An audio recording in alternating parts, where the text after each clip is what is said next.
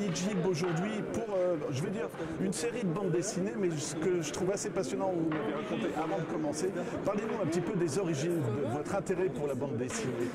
Alors, donc comme on a évoqué tout à l'heure, j'ai commencé dans la bande dessinée à 20 ans, en 1972, et à cette époque-là, c'était un peu plus facile de rentrer dans la BD. Et donc en 72, je travaillais dans Tintin, le journal de Tintin qui tirait à 300 000 exemplaires, puis dans les Péniclés, puis dans Pif, puis... Moi je vous coupe parce que c'est facile de dire j'ai dessiné. Comment vous êtes fait repérer? Parce que c'est quand même des grands titres, ça. Mais, alors, peut-être qu'à l'époque, les journaux marchaient bien, donc ils avaient de l'argent.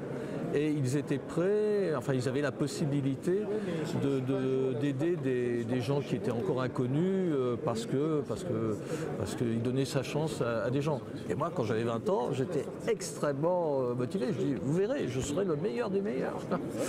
Bon, j'en ai rabattu depuis.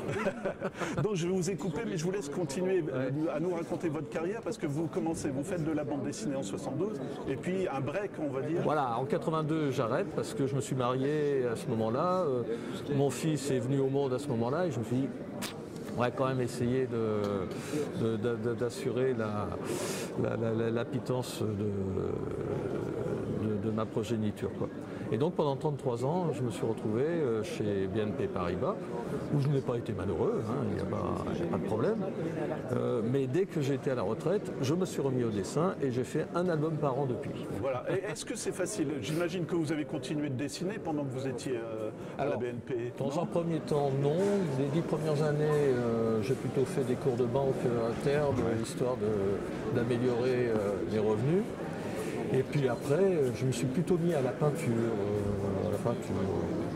tranquille, modèle vivant, parce qu'on ne peut pas faire de la bande dessinée le soir, enfin, tel que je le fais moi, on ne peut pas faire de la bande dessinée 2 heures le soir. C'est un métier où on travaille 8-10 heures par jour, 12 et même plus. Sinon, on ne fait rien. C'est très chronophage, ça prend beaucoup de temps. Donc, autant on peut être peintre du dimanche, je ne crois pas qu'on puisse être dessinateur de BD. Parce que ça a l'air facile, les gens ont l'air de dire je vous fais un crowbar et puis j'ai inventé une bande dessinée, mais c'est vraiment du travail derrière. Quand même. Là, on a tout à fait raison de dire que c'est 1% d'inspiration et 99% de transpiration. C'est du travail. Vous quittez la banque, vous dites je me remets à la bande dessinée. Comment ça se passe? Parce qu'il faut retrouver l'instinct. Non, mais alors après, entre-temps, le monde a changé. Les journaux dont on parlait, les Tintins, tout ça a disparu. Et c'est devenu beaucoup plus difficile pour les gens de se faire connaître. Alors moi je suis très ami avec Philippe Lugui, le dessinateur de Percevant. Et avec lui, à l'époque, je faisais des scénarios de Silvio, le Grillon. Donc voilà, et on s'est connus il y a 52 ans maintenant, et on est toujours copains, toujours amis. Et puis, quand j'ai pris ma retraite, il m'a dit, mais vas-y, fais-toi en auto-édition, et puis on ira dans les festivals, et voilà. Et donc j'ai investi 5 000 € comme ça, et puis j'ai édité mes premiers albums et je suis parti. Ouais. Et parlez-nous justement de Paris-sur-Mer, parce que c'est une belle histoire aussi, je trouve. Si vous voulez bien montrer la couverture, justement. Alors, Paris-sur-Mer. Voilà Paris-sur-Mer. C'est une bande dessinée qui a été faite en 1978 pour le journal Pistil. Et l'idée, c'était de faire une île qui a la forme de la France. Et dedans il y a les principaux monuments de Paris. Bonjour le parisianisme, comme on dit. Mais bon. C'est joli. Alors voilà. Et donc l'idée c'était de faire ce Paris-sur-Mer. Et non loin de Paris-sur-Mer, il y avait London-upon-Sea. Et entre les deux, il y a une île volcanique qui s'est décidée à émerger. Alors, le président de la République de Paris-sur-Mer, Giscoc, nous étions en 1978, donne mission au capitaine Rococo, qui est le commandant du Fluctuat Mergitur, lequel mergiture plus qu'il ne fluctuate, mais bon, d'aller prendre possession de ce territoire pour l'annexer à la grandeur de Paris-sur-Mer. Mais la Queen d'Angleterre donne la même mission à Harry Cover et ils arrivent en même temps sur l'île. Ce qui fait qu'il va y avoir du rififi entre les roast beef et les mangeurs de grenouilles. Étonnant, franchement. Dites-moi, vous vous êtes régalé quand même quand vous avez inventé l'histoire. Vous rigoliez vous-même ou pas? Bien sûr, toujours.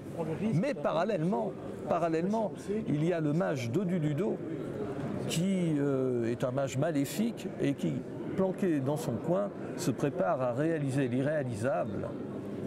Et je divulgage tout de suite, son projet, c'est...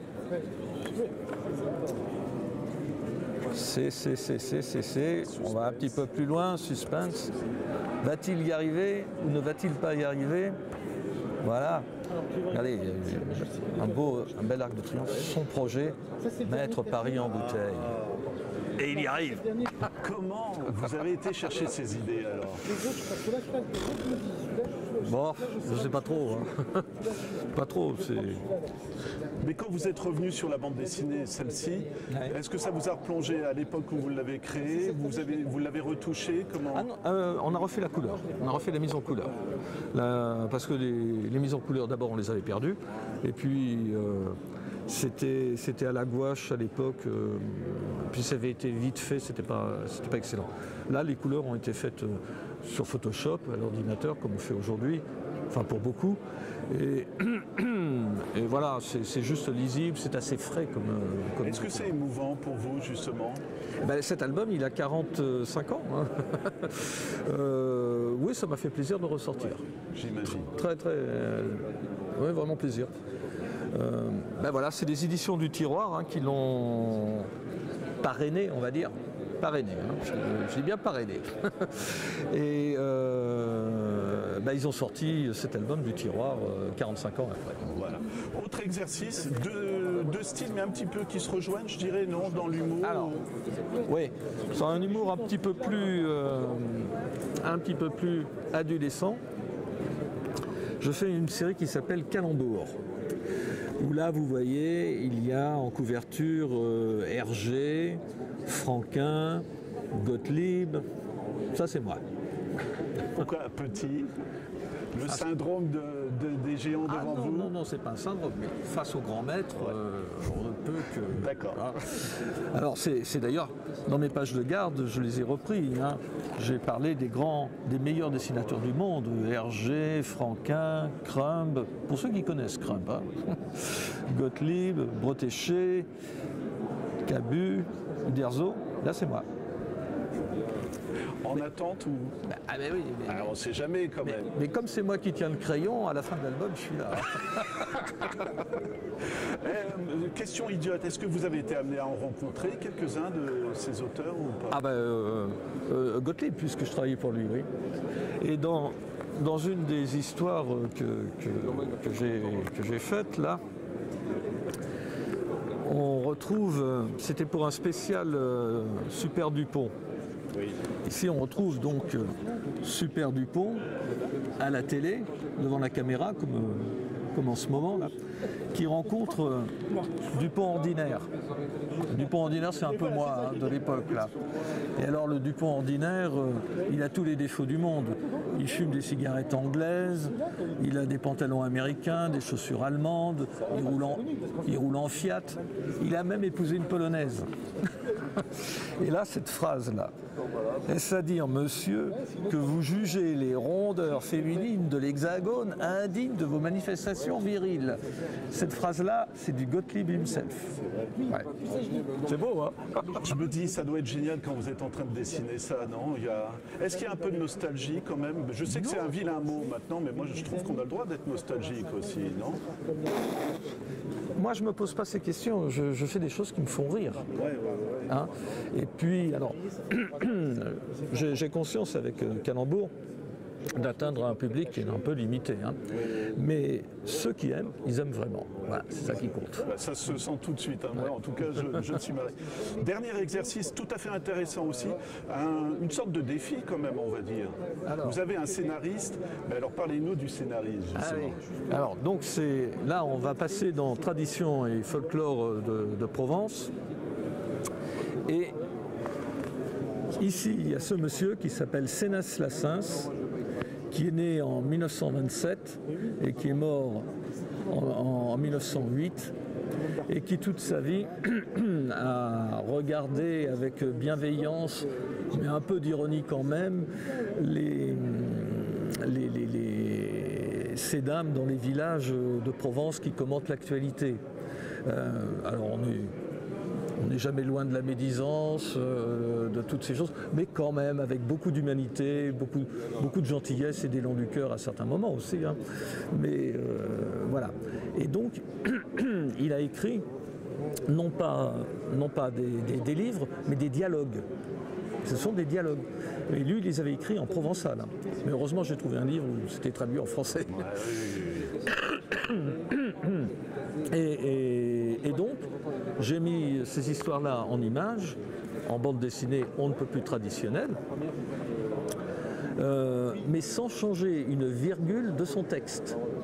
Et vous avez trouvé tout de suite que ça s'adaptait très bien justement à la bande dessinée, visuellement? Oui, bien sûr. Ça m'a plu, ça m'a motivé, et donc je l'ai fait. Ça a motivé aussi un de mes... en Provence, là, il y a un petit éditeur qui s'appelle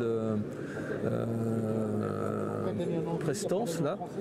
Ça lui a plu et c'est lui qui a édité les albums. 3 volumes, ça veut dire que les personnages reviennent ou c'est à chaque fois une petite histoire? C'est à chaque fois des histoires indépendantes, mais je reprends les mêmes personnages que je mets à des sauces différentes. Voilà. Est-ce que c'est une façon de rendre hommage aussi à l'écrivain au départ? Parce que quand même, je ne sais pas s'il était connu, mais vous lui apportez avec l'image, on sait que ça ouvre au public.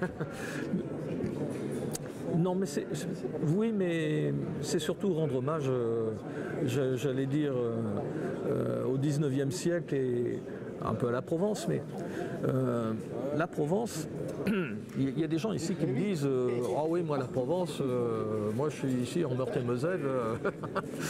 Alors, en fait, la Provence, c'est le contexte, comme lorsqu'on fait une histoire dans le Moyen-Âge est le contexte. C'est la forme, mais le fond, c'est le même. Les réactions de ces dames, qu'on soit en Provence ou en Normandie ou au Congo belge, sont les mêmes. Et d'ailleurs, par exemple, Marcel Pagnol, avec sa trilogie, on peut se dire que c'est très marseillais. Il n'empêche que ça a été traduit en japonais et que ça plaît beaucoup là-bas. Ce qui prouve bien que c'est universel. Voilà. Dernière question, Gilles. Comment on retrouve vos écrits? C'est sur Internet? Comment ça se passe? On peut aller sur mon site. Sur mon site qu'on retrouvera ici. Très bien, cadrage, merci, vous jouez le jeu. www.gilbe.fr et il y a tous mes albums. Voilà. Vous avez un projet en cours ou... Oui, un grand. Aha. Je vais faire un album qui porte le joli nom de Femina Sapiens. Femina Sapiens. Mais... je rassure tout de suite tout le monde, là, Sandrine Rousseau, si elle le regarde et autres, c'est quelque chose de... Voilà, par un subterfuge plus ou moins subtil de scénario, je vais amener mes personnages principaux, qui sont Calembour et Jean-Phi. Jean-Phi, c'est un Johnny Hallyday des années 70. Hein. Se promener sur différentes planètes où on retrouvera l'humanité dans ses différents états, depuis la préhistoire jusqu'à demain et après-demain. Et l'idée, c'est de regarder et de montrer comment les femmes ont été traitées et un peu maltraitées par l'humanité. Voilà. D'où l'importance de l'humour, j'imagine, quand même. Ah ben oui. Alors, j'ai écrit le scénario il y a longtemps, il a été validé par ma femme, donc je peux y aller. C'est un super mot de femme, merci beaucoup, Gilles. Voilà.